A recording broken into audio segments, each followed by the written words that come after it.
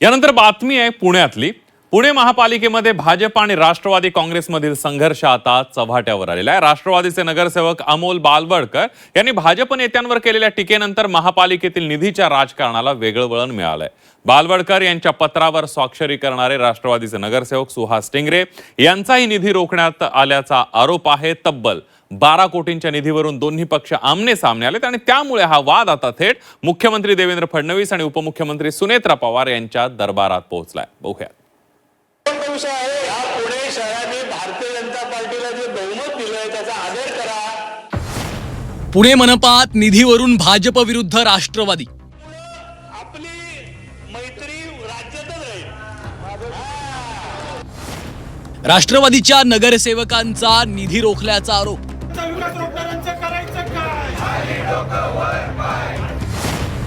12 कोटींचा निधी भाजप नगरसेवकांच्या प्रभागात वळवला।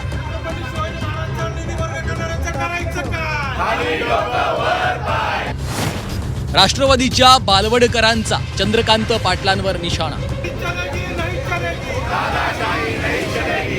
पुणे महापालिकेत राष्ट्रवादी विरुद्ध भाजप असा संघर्ष सुरू झाला।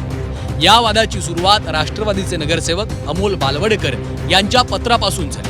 कोथरूड विधानसभा मतदारसंघातील विविध विकास कामांबाबत तक्रारी येत असल्याचा दावा करत त्यांनी विशेष लेखा परीक्षण आणि निष्पक्ष चौकशीची मागणी केली। विशेषतः 4 जलतरण तलावांसह विविध विकास कामांची चौकशी करण्याची मागणी बालवडकर यांनी स्थायी समितीकडे केली होती। मात्र या पत्रावरून भाजपमध्ये नाराजी निर्माण झाली आहे। बालवडकर यांच्या पत्रावर राष्ट्रवादीचे नगरसेवक सुहास टिंगरे यांनी अनुमोदक म्हणून स्वाक्षरी केली होती। त्यानंतर महापालिकेच्या स यादीतील बालवडकर आणि टिंगरे यांचा मिळून 12 कोटींचा निधी काढून घेतल्याचा आरोप राष्ट्रवादीने केला। हा निधी भाजप नगरसेवकांच्या प्रभागाकडे वळवण्यात आल्याचा दावा देखील करण्यात आला। मी पुणेकरांचा आवाज सभागृहामध्ये पुणेकरांचे प्रश्न सभागृहामध्ये अतिशय यशस्वीपणे मांडतोय आणि ते सर्व प्रश्न पुणेकरांना पटत आहे। याचा राग मनात धरून भारतीय जनता पक्षाचे नेते चंद्रकांत पाटील, सभागृह नेते गणेशजी बिडकर, महापौर मंजुषा नागपुरे, श्रीनाथजी विमले यांनी काल असंवैधानिकपणे चुकीच्या पद्धतीने माझं बजेट शून्य करण्याचा प्रयत्न केला। माझे सहकारी सुहासजी टिंगरे यांचाही आज बजेट शून्य करण्याचा त्या ठिकाणी प्रयत्न केला। त्यामुळे यातून तेच दाखवत आहे की त्यांना या जे सत्ता महानगरपालिकेमध्ये आलेले आहे त्याचा अहंकार भारतीय जनता पक्षाला झालेला आहे। अमोल बालवडकर आणि भाजपमधील संघर्ष नवा नाहीये। विधानसभा निवडणुकीत उमेदवारी न मिळाल्यापासून बालवडकर नाराज होते।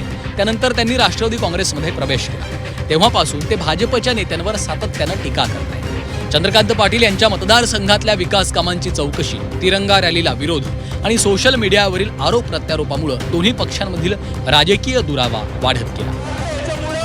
आपली मैत्री राज्यातच राहील।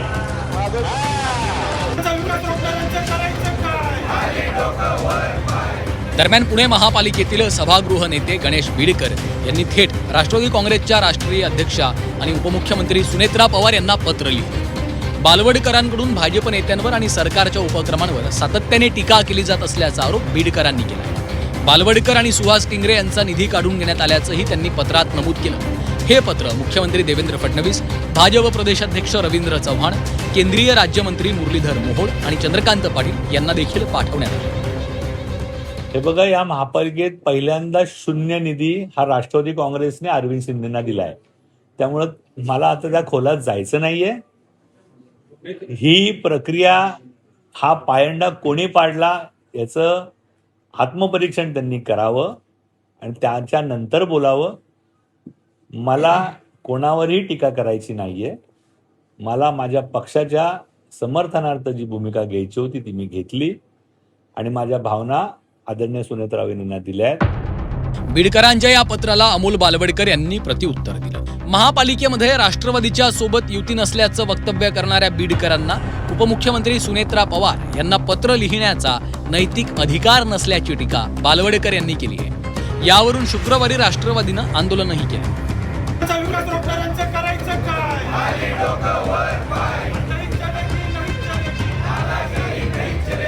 आपली युती फक्त राज्यामध्ये पुणे महानगरपालिकेमध्ये नाही असं वक्तव्य ज्या व्यक्तीने केलं, खरं तर त्या गणेशजी बिडकर यांना सुनेत्रा वहिनींना हे पत्र लिहिण्याचा नैतिक अधिकार नाहीये। दुसरी गोष्ट, त्या पत्रामध्ये माझ्या बाबतीत जे काय उल्लेख केलेला आहे तो साफ खोटा आहे. पुणे महानगरपालिकेच्या बजेटमध्ये सर्वात प्रथम सुरुवात भारतीय जनता पक्षाच्या नेत्यांनी सर्वात सुरुवातीला माझं बजेट शून्य करून 4-5 महिन्यापासून केलेले आहे. पुणे महापालिकेत भाजप आणि राष्ट्रवादी काँग्रेसची सत्ता समीकरणं एकीकडे असताना नगरसेवकांमधला हा संघर्ष आता थेट पक्षाच्या वरिष्ठ नेत्यांपर्यंत पोहोचलाय. त्यामुळं आता निधीचा वाद मुख्यमंत्री आणि उपमुख्यमंत्री कसा सोडवतात की याच वादातून महापालिकेत नवं राजकीय समीकरण तयार होतं याकडे सर्वांचं लक्ष लागलेलं आहे. निलेश खरमरे, झी 24 तास, पुणे.